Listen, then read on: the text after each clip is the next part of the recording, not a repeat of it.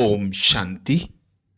ब्रह्मा कुमार जगदीश चंद्र जी कहते हैं, साकार में बाबा की गद्दी कलकत्ते में थी। आपको मालूम है वहां तो दुर्गा की शक्ति की पूजा बहुत होती है। बाबा साकार रूप में भी जानते थे कि कैसे भक्त लोग देवियों की शक्तियों की पूजा करते हैं। अब वह साक्षात देवी पृथ्वी पर है। सरस्वती मैया ज्ञान वीणा बजाती है। वह धवल वस्त्र धारिणी, कमल पुष्प निवासिनी, हंस पर आरूढ़ जगत की अंबा है, जिसको भक्त लोग प्यार से पुकारते हैं। वो आज दुनिया में है, लोग उसको जानते नहीं हैं। बाबा ने कहा कि उसकी आरती करो। कर सकते हो? जितनी थोड़ी बहुत मुझे ख्याल में थी, कोशिश की याद करने की, तो आरती की। मम्मा के सामने जाके लकड़ियां रख दी और जैसे गुरुकुल के बालक प्रणाम करते हैं, हाथ जोड़कर माथा झुकाकर, वैसे प्रणाम किया, जय जगदम्बे किया और उसके बाद आरती की। मम्मा भी हैरान हो गई। उस समय की मम्मा की वो सूरत और मूरत भूल नहीं सकती। वो कैसी सूरत और मूरत थी, जिसने देखी वो धन्य हो गया। ऐसी जगदम्बा सरस्वती मैया, जिन्होंने बाबा से पहले संपूर्ण संपन्न बनकर स्वयं को लक्ष्मी पद प्राप्त कराया।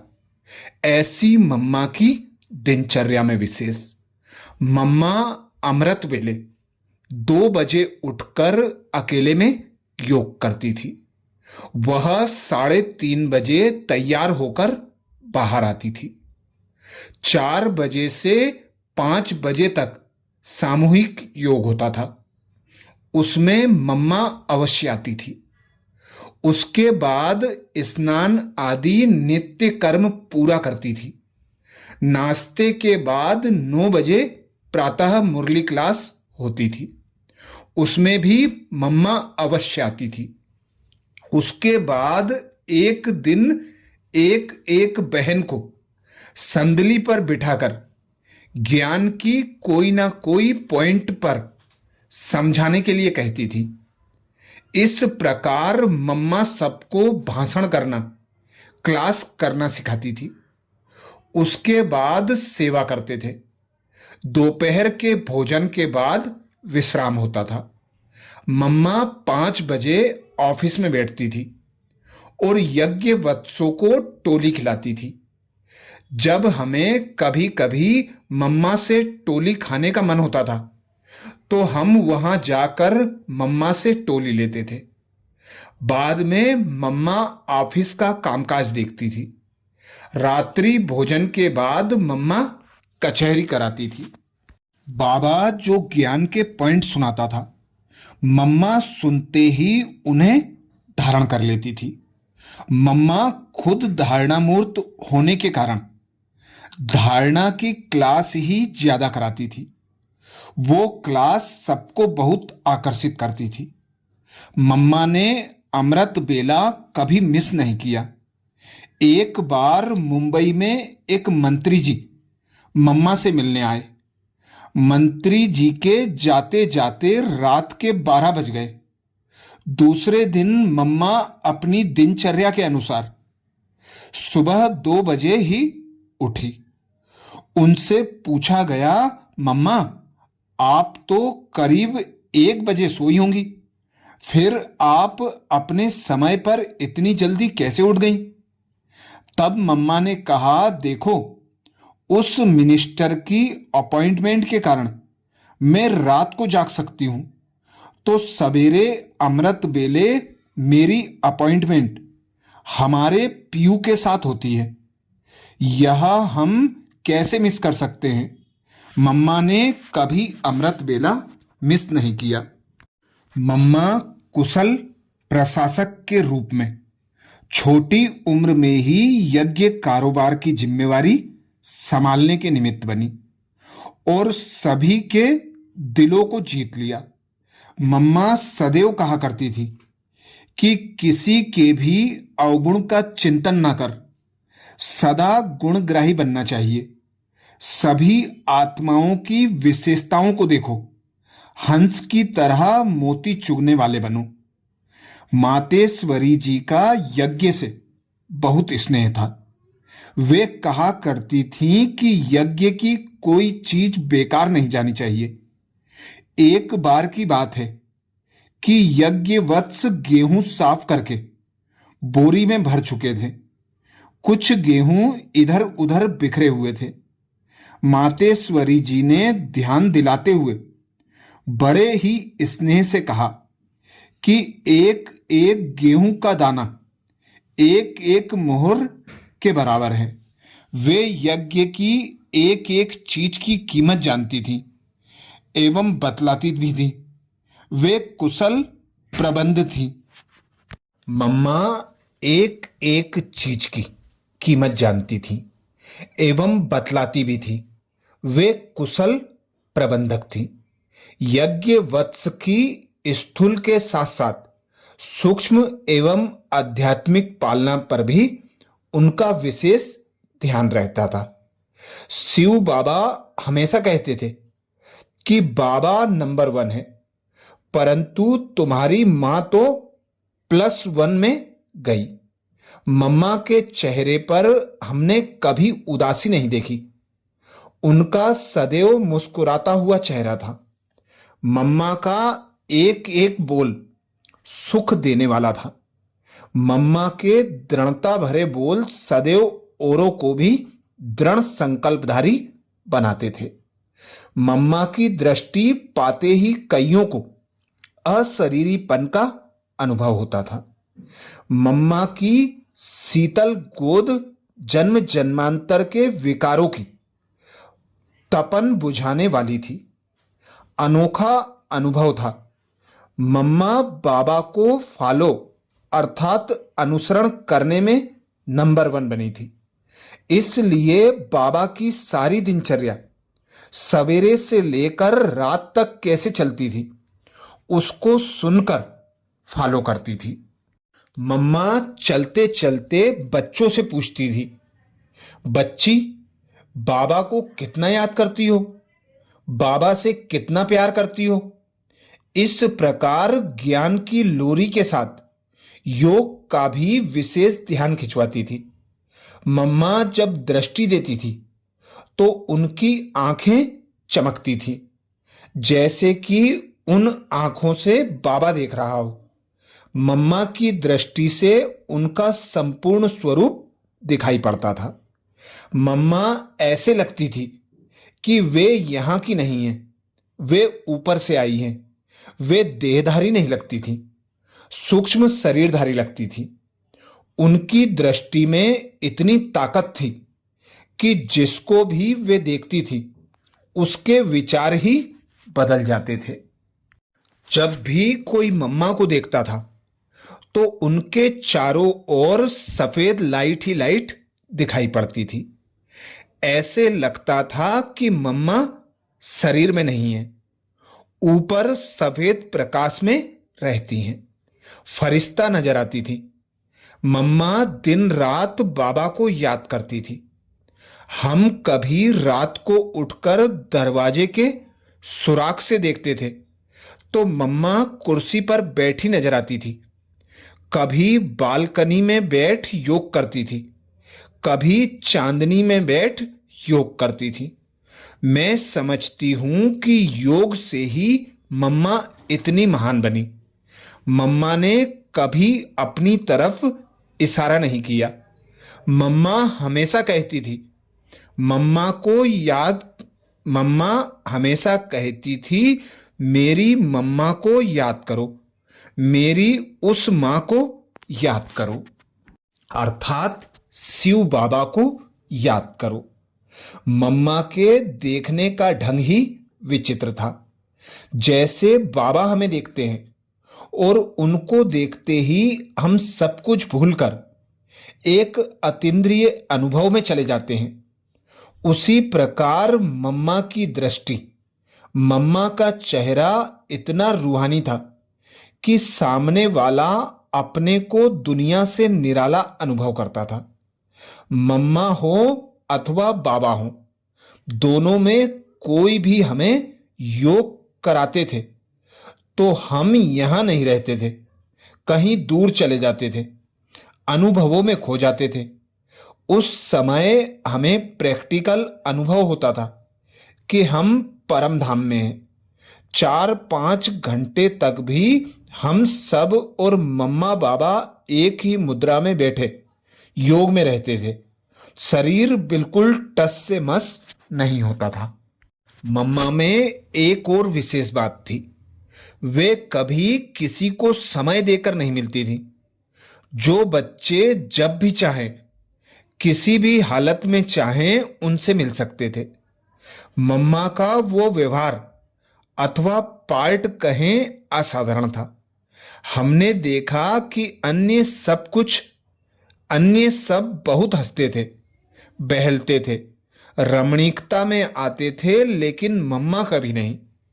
मम्मा भी हंसती थी, परंतु किसी को पता नहीं पड़ता था।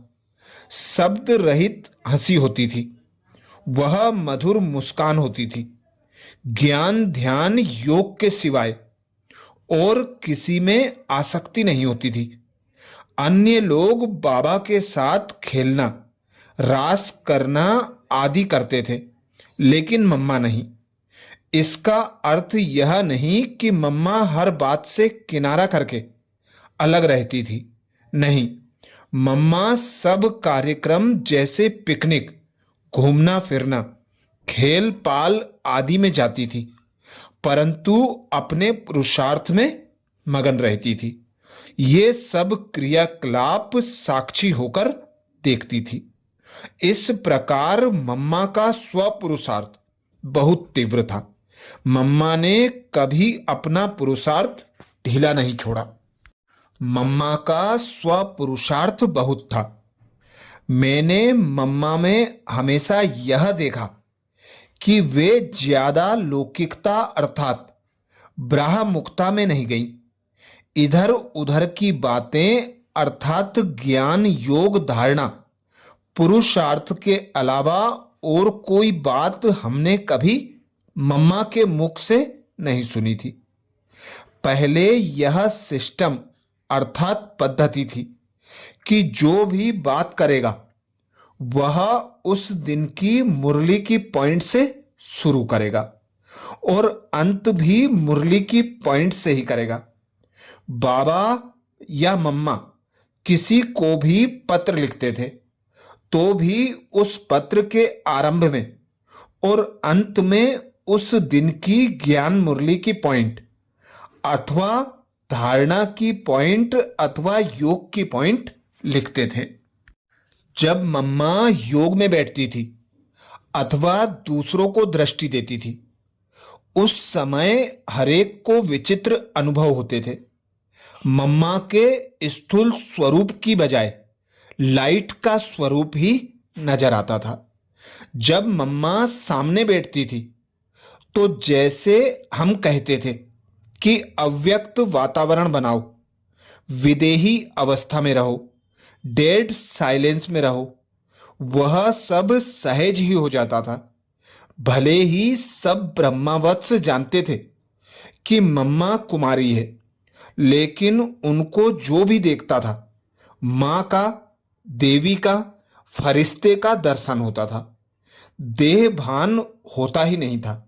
जैसे छोटा बच्चा अपनी मां की गोद में सहज रूप से चला जाता है, वैसे हर ब्रह्मावत्स मातेश्वरी जी की गोद में स्वतः चला जाता था।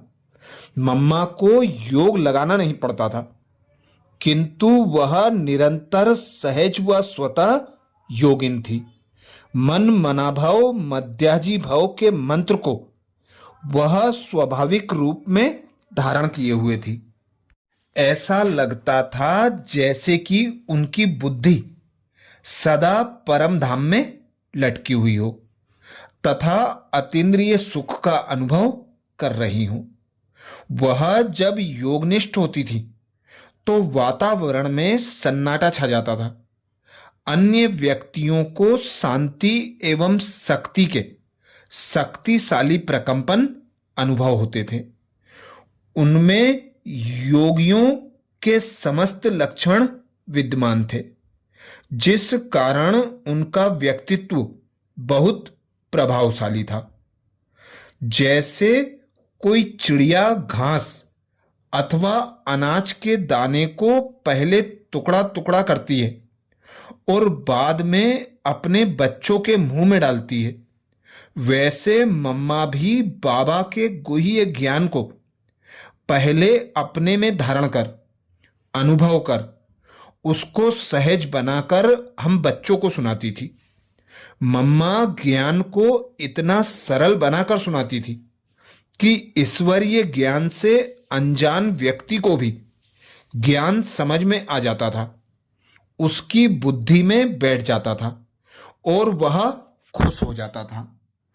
मम्मा ने शुरू से अंत तक अपनी साधना में किसी भी प्रकार की ढील नहीं होने दी। रोज 2-2:30 बजे उठकर विशेष शांति में रहने का, बाबा को शक्तिशाली रूप से याद करने का अभ्यास करती थी। उनकी डायरी में ज्ञान के एक एक विषय पर बहुत गहराई की बातें लिखी हुई थी। उनकी डायरी पढ़ने का सुअवसर मुझे जयपुर में मिला था। एक बहन जो 1 साल मम्मा के साथ थी, उसने मम्मा की डायरी से उन ज्ञान बिंदुओं को अपनी डायरी में लिखा था। वह डायरी हमें पढ़ने के लिए मिली थी। उन ज्ञान बिंदुओं को पढ़कर मुझे लगा कि मम्मा ने ज्ञान का कितना विचार सागर मंथन किया होगा, कितना ज्ञान की गहराइयों में गई होंगी और कितना उसको धारण करने का अभ्यास किया होगा। मम्मा दिव्य गुणों की संपूर्ण साक्षात देवी थी। उनके संकल्प चट्टान की तरह अडिग, बोल मीठे और सारयुक्त और कर्म श्रेष्ठ तथा युक्ति युक्त थे। मम्मा इतनी योग युक्त, गंभीर और शांत रहती थी कि उनके आसपास के वातावरण में सन्नाटा छाया रहता था, जो सभी को प्रत्यक्ष महसूस होता था। ऐसा लगता था कि मानो वह कोई चलता फिरता लाइट हाउस और माइट हाउस हो। मम्मा की चाल फरिश्तों जैसी थी। आश्रम वासियों को पता भी नहीं चलता था कि कब मम्मा उनके पास से गुजर गई अथवा कब से वह पीछे खड़ी हुई है। उनकी एक्टिविटी का निरीक्षण कर रही थी। मम्मा के बोल बहुत ही मधुर, स्नेहयुक्त और सम्मानपूर्ण होते थे। मम्मा का शुरू से ही अव्यक्त और फरिश्ता रूप था। हमारा पुरुषार्थ प्रोग्राम प्रमाण होता है, परंतु मम्मा का पुरुषार्थ नेचुरल था, सहज रीति का था। इसलिए उन्होंने सहज रूप से संपूर्णता को प्राप्त किया। अच्छा, ऐसी जगदम्बा शिव शक्ति सरस्वती मां की महिमा जितनी करो उतनी कम है। मम्मा के विशेष जून मास में हम भाई बहन मम्मा की शिक्षाओं को, मम्मा की विशेषताओं को सुनकर, उनका मनन चिंतन कर मम्मा के समान बनने का पुरुषार्थ करते हैं। ऐसे ही और मम्मा के विशेषताओं भरे, शिक्षाओं भरे वीडियो प्राप्त करने के लिए बाबा के चैनल को सब्सक्राइब करें और वीडियो को ज्यादा से ज्यादा बीके भाई बहनों को शेयर करने की सेवा जरूर करें। अच्छा, ओम शांति।